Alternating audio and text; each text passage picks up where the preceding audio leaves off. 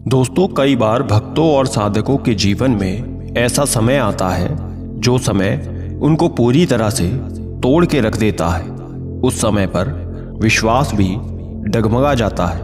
कई सारे ऐसे भक्त भी होते हैं जो भगवान का नाम लेना भी छोड़ देते हैं, जो नास्तिक हो जाते हैं, क्योंकि वो उन परिस्थितियों को सह नहीं पाते और ना ही वो ये समझ पाते हैं कि उनके साथ ऐसा क्यों हो रहा है।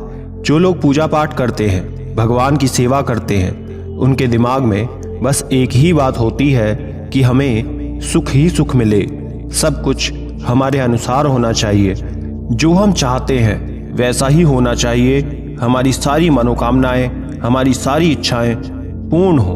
पर सवाल ये, अगर सुख आप भोगते हैं तो आपके हिस्से का दुख कौन भोगेगा? दोस्तों, आज की ये वीडियो बहुत ही महत्वपूर्ण जानकारी देगी कि जब जो परीक्षा हमारी ली जाती है, जब आपके जीवन में दुख आता है तो आपके साथ कुछ घटनाएं अवश्य होंगी। आपको उस समय किस तरह से खुद को मजबूत रखना है, सब कुछ इस वीडियो में आज बताया जाएगा। वीडियो शुरू करने से पहले छोटी सी रिक्वेस्ट है, अगर आप चैनल पर पहली बार आए हैं तो चैनल को सब्सक्राइब कर लीजिए, रिश्तेदारों और दोस्तों के साथ शेयर जरूर करें, वीडियो को लाइक करके कमेंट में राधे राधे जरूर लिखें, जिससे हमें पता लग सके कि हमारी दी हुई जानकारी आपको अच्छी लगी है।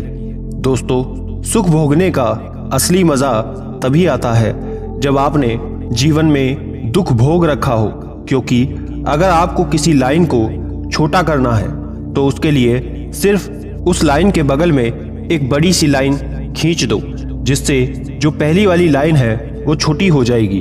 उसी प्रकार जब आपके जीवन में दुख आता है, परेशानी आती है, तभी आपको पता चलता है कि सुख की असली वैल्यू क्या है। एक भूखे को ही अन्न का पता होता है कि अन्न कितना जरूरी है, अन्न कितना महत्वपूर्ण है, कितना विशेष है। जिनके तन पर कपड़े नहीं होते वही कपड़ों की वैल्यू को जानते हैं, जिसके पास घर नहीं है वही घर की वैल्यू को जानता है। इसलिए जब दुख आपके जीवन में आता है तभी आपको सुख की असली वैल्यू और उसका अनुभव अच्छे से समझ आता है। वैसे तो इस दुनिया में कोई ऐसा व्यक्ति नहीं है जिसने सुख और दुख दोनों को प्राप्त ना किया हो।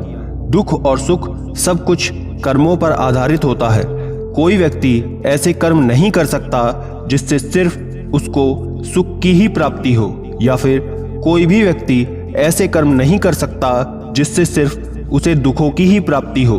पूर्व जन्मों से ही ये कार्य चलता आ रहा है, इसलिए दुख भी भोगने होते हैं और सुख भी भोगने होते हैं। प्रकृति का भी यही नियम है। जब आप पूजा पाठ करते हैं और तब भगवान आपकी परीक्षा लेते हैं, आपके इष्ट देव आके आपकी परीक्षा लेते हैं, तब आप इन सब बातों को समझ नहीं पाते हैं कि वो आपकी परीक्षा क्यों ले रहे हैं। कई लोग जो पूजा भी सिर्फ इसलिए करते हैं कि उन्हें जीवन में कभी दिक्कत नहीं आनी चाहिए, उनको अगर छोटी सी भी कोई दिक्कत आती है तो वो सीधा भगवान को कोसने लगते हैं, भगवान को सवाल करने लगते हैं कि मैं तो आपकी इतनी पूजा करता हूँ, मैं तो बहुत ज़्यादा पूजा पाठ करती हूँ, आपकी बहुत बड़ी भक्त हूँ, फिर भी मुझे इतनी समस्याएं क्यों आ रही हैं। इसके लिए आप एक उदाहरण के तौर पर एक कहानी सुनिए। एक व्यक्ति था जो भगवान की बहुत ज़्यादा पूजा करता था। एक बार उसके पैर में मोच आ जाती है और वो चलने में थोड़ा असमर्थ हो जाता है। फिर वो भगवान के मंदिर में जाता है और वहाँ पर उन्हें ताने देना शुरू कर देता है कि भगवान, मैं तो आपकी इतनी पूजा करता था, दिन रात आपका ही नाम लेता हूँ, और फिर भी आपने मेरा एक्सीडेंट करवा दिया। तब उसी रात भगवान उसके सपने में आते हैं और उसे उस एक्सीडेंट का पूरा मंजर दिखाते हैं और समझाते हुए कहते हैं कि वो कोई मामूली एक्सीडेंट नहीं था, वो एक बहुत भयंकर एक्सीडेंट होने वाला था जिसमें तेरी मृत्यु बिल्कुल निश्चित थी। तो कहीं ना कहीं तेरे कर्म, तेरा पूजा पाठ, मेरा नाम, ये सब लेने के कारण वो इतना भयंकर एक्सीडेंट एक छोटी सी खरोंच में बदल गया। तुझे सिर्फ थोड़ी सी मौत आई है। इसके बाद वो व्यक्ति समझ जाता है कि भगवान के कारण वो कितनी बड़ी समस्या से बाहर निकल पाया। इसलिए दोस्तों, भगवान जब भी आपकी परीक्षा लेते हैं तब वो असल में आपको इस लायक बनाते हैं कि आप अपने जीवन में सफल हो पाए, कि आप उन परीक्षाओं में सफल हो पाए। भगवान दुख को कभी कम नहीं करते, ना ही आपके जीवन से दुखों को हटाते हैं। दुख तो आपको अपने जीवन में भोगना ही पड़ेगा, वो तो आपके जीवन में आएगा ही, लेकिन उनको भोगने की क्षमता, उन दुखों से लड़ने की शक्ति आपको भगवान जरूर प्रदान करते हैं। और जब आपके अंदर दुखों को भोगने का सामर्थ्य आ जाता है तो आपको दुख नहीं लगेगा। फिर से आप एक उदाहरण समझिए। एक व्यक्ति मिर्ची खा रहा था और जैसे ही उसको मिर्च का एहसास होने लगता है तो उसने तुरंत एक गुड़ की डली को खा लिया और उसको आराम लग गया। फिर उस व्यक्ति से दूसरा व्यक्ति पूछता है कि क्या मिर्च का तीखापन खत्म हो गया? तब वो पहला व्यक्ति जवाब देता है, नहीं, बिल्कुल नहीं, मिर्च का तीखापन तो उतना ही है, लेकिन गुड़ ने मिर्च के तीखेपन को झेलने की शक्ति दे दी, जिससे मुझे बिल्कुल नहीं लगा कि मैंने मिर्च खाई है। भगवान आपके जीवन में जो भी रोल प्ले करते हैं, आपके जीवन में उनका जो कार्य होता है वो यही होता है कि वो आपको इतनी क्षमता प्रदान कर दे, इतनी शक्ति दे दे कि वो दुख आपको दुख ही ना लगे। इसलिए भगवान को दोष मत दीजिए, उनको कोसना बंद करें, अपने कर्म पर ध्यान दें, अपने बुद्धि और विवेक का उपयोग करें। अब हम ये समझते हैं कि भगवान जब आपकी परीक्षा लेते हैं तो कैसे लेते हैं, वो कौन से संकेत होते हैं जिससे आप जान पाएंगे कि भगवान परीक्षा ले रहे हैं। जब भगवान आपकी परीक्षा लेते हैं तो कई बार ऐसा होगा कि आप खाना खा रहे होंगे और दरवाजे पर आपके कोई अचानक से व्यक्ति आ जाएगा जो भूखा होगा, या फिर कोई मांगने वाला आ जाएगा, या फिर कोई जानवर जैसे कोई कुत्ता, कोई गाय आ जाएगा। और उस समय अगर आप अपनी थाली में से उसे रोटी खिला देते हैं तो इसका मतलब है कि भगवान प्रसन्न हो जाएंगे। कई लोग उस थाली में से नहीं बल्कि अपने घर में से रोटी दे देते हैं, लेकिन आपको उसी थाली से रोटी देनी है, क्योंकि इससे ऐसा माना जाता है कि आपने अपने मुंह का निवाला उसे दे दिया और ये बहुत बड़ा दान माना जाता है। तो अगर ऐसा लक्षण दिखाई देता है तो समझ लीजिए कि भगवान आपकी परीक्षा ले रहे हैं। कई बार भगवान आपकी परीक्षाएं ऐसे लेते हैं कि जैसे आप कहीं जा रहे हैं और रास्ते में कोई व्यक्ति आपको मिलता है जो ठंड से कांप रहा है, तो आपके मन में ये भाव आ जाता है, आप उसके लिए कंबल, जैकेट या फिर अपना ही कोई कपड़ा दे देते हैं। ये भी बहुत बड़ा दान माना जाता है। किसी भूखे को खाना खिलाना या फिर किसी जरूरतमंद को वस्त्रों का दान कर देना।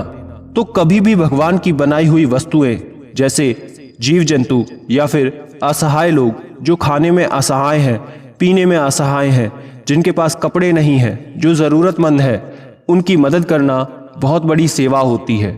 और अगर आप ऐसा करते हैं तो कोई भी भगवान की कृपा आपसे अछूती नहीं रहेगी। हर भगवान आप पर कृपा करेंगे। बस आपको कभी भी भगवान पर विश्वास नहीं छोड़ना है, क्योंकि वो सदैव आपके साथ रहते हैं, वो आप पर कृपा बनाए रखते हैं। आपने सुदामा जी का दृष्टांत भी जरूर सुना होगा। वो भगवान श्री कृष्ण जी के परम भक्त रहे और उनके सखा भी रहे। उनकी तो इतनी गरीबी थी कि उनके खुद के घर में 2 वक्त के लिए खाने के लिए भी नहीं था। और जब वो श्री कृष्ण जी के दरबार में जाते हैं तब लोग उन पर हंसते हैं कि द्वारकाधीश जी के सखा ये कैसे हो सकते हैं। और आप ये हमेशा देख भी सकते हैं कि सुदामा जी ने कभी भी भगवान का नाम लेना नहीं छोड़ा। उन पर उनका विश्वास अटूट था और जब भी वो खाना खाते थे, जब कभी भी उनको खाने को मिलता था तो सबसे पहले वो भगवान का स्मरण करते थे, उनको भोग लगाते थे और उनको धन्यवाद भी करते थे। और उसके बाद भगवान की कृपा से उनका जीवन, उनकी किस्मत ऐसी पलटी कि जब वो द्वारकाधीश जी के महल में थे तब सुदामा जी के लिए महल तैयार हो रहा था, सुदामा जी के लिए वस्त्र तैयार हो रहे थे। और आज श्री कृष्ण जी के साथ सुदामा जी का भी नाम लिया जाता है। और अंत समय में भी सुदामा जी भगवान श्री कृष्ण जी के धाम को पधार गए। ऐसे ही तुलसीदास जी के बारे में भी आपने सुना होगा। तुलसीदास जी जो भगवान श्री राम जी के अनन्य भक्त रहे, हनुमान जी के अनन्य भक्त थे। जब उनको शारीरिक पीड़ा हुई, उनके शरीर पर घाव होने लगे, उनको बीमारी ने जब जकड़ लिया, तब उन्होंने हनुमान जी से विनती की। लाख विनती करने पर भी जब हनुमान जी नहीं आए तब भी उन्होंने विश्वास नहीं तोड़ा और हनुमान जी की कृपा हुई और उसके कारण उन्होंने हनुमान साठिका की रचना कर दी। हनुमान साठिका अगर आपको नहीं पता तो ये समझिए कि हनुमान साठिका एक ऐसा स्रोत है, एक ऐसा पाठ है जिससे शारीरिक रोगों पर विजय प्राप्त की जा सकती है हनुमान जी की कृपा के साथ। तो ऐसे लोग जिन्होंने भगवान पर विश्वास कभी नहीं तोड़ा और अगर आप भी अपने विश्वास पर अडिग रहते हैं, भगवान पर हमेशा विश्वास रखते हैं और ये मानकर चलते हैं कि भगवान हमेशा आपके साथ हैं, तो ये विश्वास रखिए और ये बात गांठ बांध लीजिए कि आपका भी बेड़ा पार जरूर होगा। भगवान आपके भौतिक जीवन को तो सुखमय बनाएंगे ही और साथ ही आध्यात्मिक जीवन को भी सुखमय बनाकर आपको स्वर्ग की प्राप्ति होगी।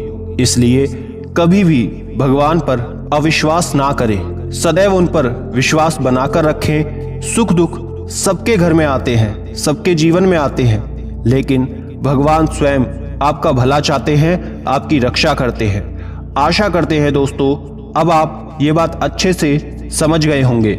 जानकारी अच्छी लगी तो वीडियो को लाइक करिएगा। चैनल पर पहली बार आए हो तो सब्सक्राइब जरूर कर ले। रिश्तेदारों दोस्तों के साथ शेयर जरूर करना ताकि सभी का जीवन सकारात्मक बन सके। हम आपसे मिलेंगे अगली ही ऐसी जानकारी वाली वीडियो के साथ। तब तक के लिए राधे राधे।